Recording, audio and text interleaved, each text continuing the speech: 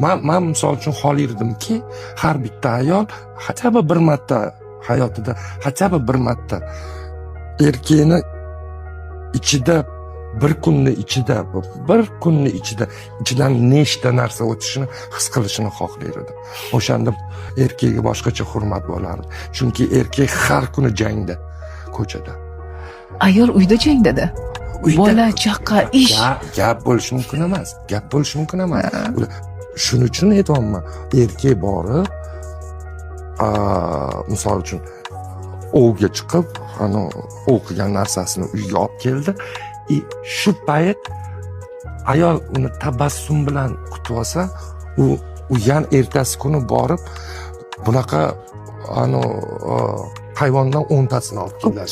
Конечно, bizga Shukr. Da, erkakga ko'p narsa kerak emas. Ozgincha hurmat, ikkinchi quloq.